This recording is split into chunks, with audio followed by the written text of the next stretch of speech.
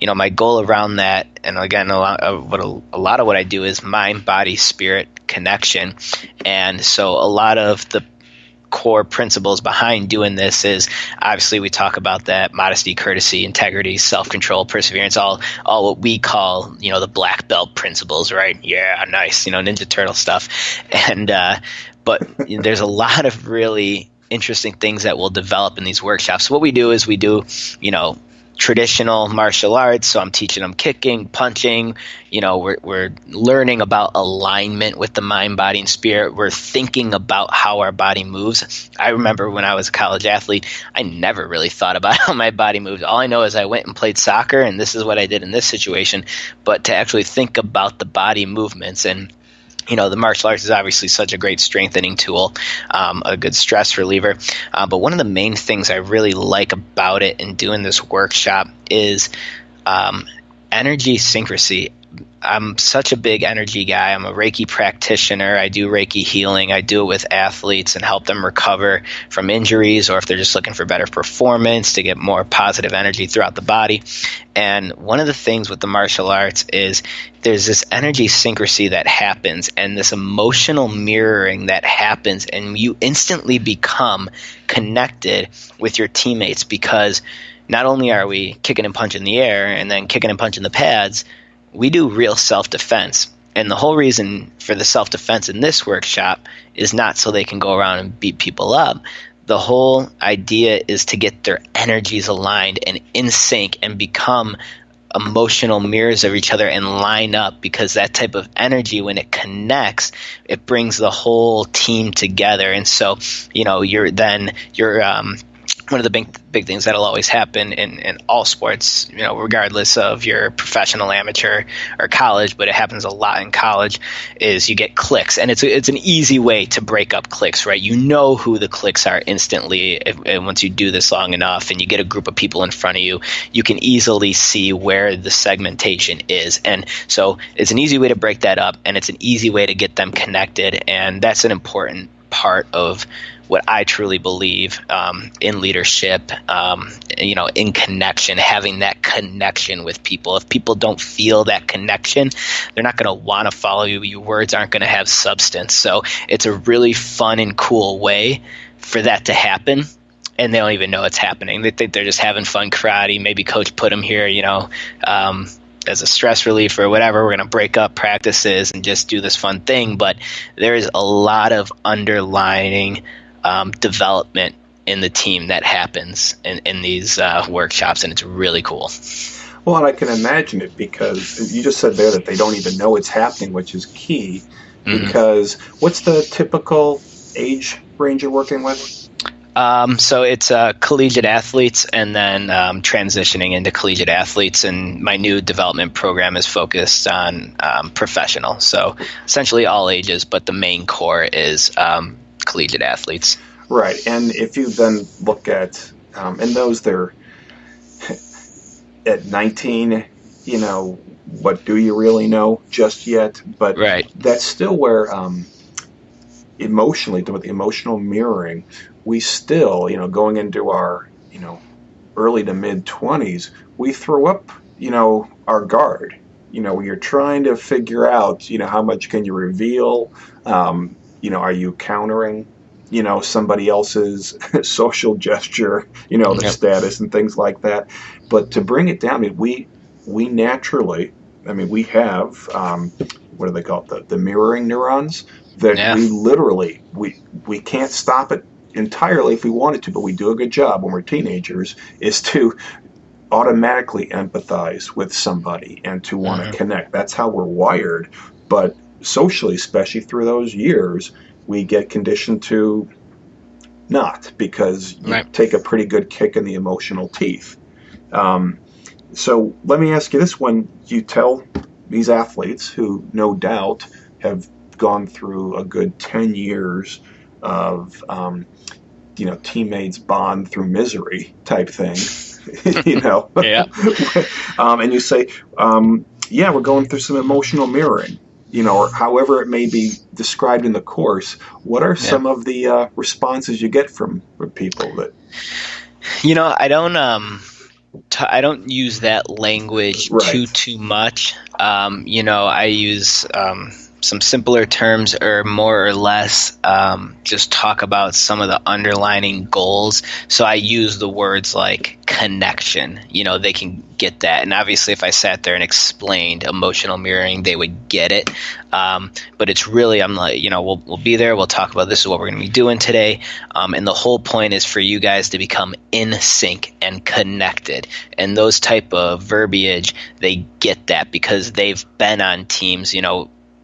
It doesn't matter. Like you could have been on the worst team for 10 years in a row. At some point in one game or something, things just feel synced up and things just feel connected. And so they can instantly refer back to, oh, I know what it's like to be in sync. I know what it's like to be connected. I know what it's like when the team's performing as one unit. So using those type of terms, and they can say, oh yeah, okay, well I know what it's like to be in sync. Let's get in sync. Let's do this. Yeah, so you don't ask them to bare their souls to each other? Yeah, no, not in this one. The strictly emotional intelligence one, we get deep. I give them their emotional intelligence assessment, and then we do a 2-hour workshop on the results, and that one gets deep, and that one's fun to see their eyes open on. Yeah, and I assume it's incremental to get them to be, to fully participate in that type of an exercise. Yeah, absolutely.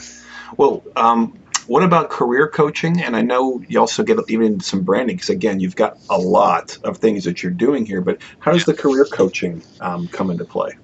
Yeah, so this is great. So I have a corporate partnership with a company called Athletes Equal Business, and I helped they went through their own rebranding. They used to be called another company, and they brought me on to do some consulting for them. So I helped restart them up, and they're a phenomenal company, and they work with student athletes after college. And what they do is they help place college athletes who have not gone into the professional world. They're ready to start their corporate careers. And so it was just a natural partnership. And so what I do with this is, and learning through helping them regrow in their process is, what we'll do is we'll take a look at their resumes, because a student athlete's resume is not very long, normally isn't. If they're a D3 school, then sometimes it is, but normally even at the D3 level, there's so much they have to take on. There's no time for internships or anything like that. So we help correlate their resumes to what we call a student athlete resume, which is you're a student athlete, you have these unbelievable traits and characteristics that employers love that you probably don't even know you have because no one's ever told you about it, and we're going to take a look at that. And so we form their resume around the student athlete structure, and then once we go through that we take what they've done, and then we have a career development guide that we use, and so it goes through everything they've done in like the past 4 to 6 years. And so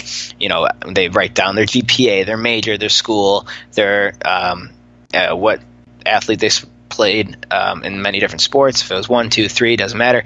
And then essentially what we look at is what did you do inside of athletics that you're proud of? What were your accomplishments outside of athletics? And we help them, especially on the outside of athletics, we help them find even little things. Did you go to an event? Boom, put it down. And we help them create a story around that. What were your biggest obstacles? What are your hurdles? What were your strengths? What are your weaknesses? And then we teach them a template on how to present this information, because this is your brand. If I went to UCLA and I was a football player and that's all I did, okay, that's my brand, UCLA football player. I have to sell that to an employer. So we help them take this information once they fill it all out, and then we teach them what we call SAR, situation, action, result, and then relevance. And then through this, we can help them answer questions in a professional way that takes what they've done in athletics and correlate it to their interviews, and so, here's the situation, here's the action that I took, here's the result because of the action I took, and this is why it's relevant in your company for this position. And then, so once we go through all that training, I then hand them off to Athletes Equal Business, who has a great Fortune 500 company that they work with, and they'll hopefully get them some interviews and hopefully a job. Excellent. Now, just for people listening, because again, the point here is getting you in front of the mic here talking to people is to kind of help them see how this works. Can you give an example of an athlete has, some, they'll call it their brag list, but they don't know how to turn it into something an employer would want and to write that story. Can you give an example of the pieces you start with and maybe the story you end up with? Yeah, so let's start with like if we're in their strength section and they write down, okay, my strength was leadership. Okay, well, here's how I would, and if their story was, well, I remember we were having a soccer game and we had a game plan and we blew it, but then we came back. That's normally like a typical kind of answer. They don't really they're like, well, I talked to my team. All right, cool. Well, now this is how I would say it. This is actually a personal story from me that I use a lot. So if I was talking to a player, they're like, tell me about one of your strengths. Well, one of my strengths is leadership. And I remember this time, it was our junior year in college, and we had to win this game. It was this game so we can get into playoffs. If we don't win, we're out. And I remember we had our game plan. We had a great lineup, and we got into the game, and you know what? As it happens sometimes, the nerves got the best of us. And by halftime, we were down 2-0. And that's a pretty big deficit in soccer. And you could see the heads were hanging. You could feel the energy was low. And there were some really crucial things that happened in the first half that we could change for us to be more successful in the second half. And a couple of it had to do with some individual players that didn't stick to the game plan and got a little selfish. So knowing my players and knowing how they react to certain situations, I grabbed them aside. I talked to them one-on-one. We talked about what happened. We talked about what needed to change in the second half. They totally agreed with me because they trust me, because that's something that I pride myself on. And then I knew that I had to get the energy up for us. I could see that the whole team just needed a boost. And so, this is where Scott comes in, and this is the Big L leadership. So, I gave them your typical great captain's, speech. We talked about getting back on track. We talked about supporting each other. We talked about positive communication on the field, all these things that promote good energy and a positive environment for winning. And we got back on the pitch and we were ready to go. We were refreshed. Everyone just let that second half go, or that first half go. And then when we came back, we ended up getting 2 goals quick early on, tied it, went into overtime, ended up having a beautiful goal at the end and won it. And it was a really exciting time for us. And I really feel that I was a part of that, and I was able to influence that situation in the way that was correct. And that's something that I feel I could do here. If something's going wrong or there's conflict, I feel like that ability to understand and see what's happening in the environment and be flexible to that and adapt in the way that's appropriate is going to make me really successful in this role. And so yeah, that's excellent. And I'm glad you told me that was your story, because I was just like, wow, the fact you can sell a hypothetical story like that. But it speaks to your point, though, that it has to be, you're learning about yourself. You're connecting with yourself. You don't have to make up anything. You just have to recognize what the pieces are. So I really appreciate that was a personal story, because you had, we'll say key buzzwords in there, but there was nothing that was cliche. There was nothing that was, this is the word that belongs here at this time. And I think that is what we all need, is to be able to, they say you have to blow your own horn, and you do, but there are ways that, everybody leaves the room. Versus when you were telling that story, I was, rocking back in my chair saying, okay, good, but I want to hear where this goes, and I'm pretty sure I knew what the ending was, that it worked out, but, and I know how your ending, has come from this. So I think that's an excellent, truly needed thing, is for people to be able to know what is most valuable about them, not what other people think are the valuable things on their resumes. And the stories. Like I said, I just go back to that young man that, really nice guy, like talking to, but the fact I go, wow, the last line in your resume, that sailboat story, that's the deal right there, man. And he just went on like you did for 15 minutes, and he hit he didn't need any coaching from me. And I said,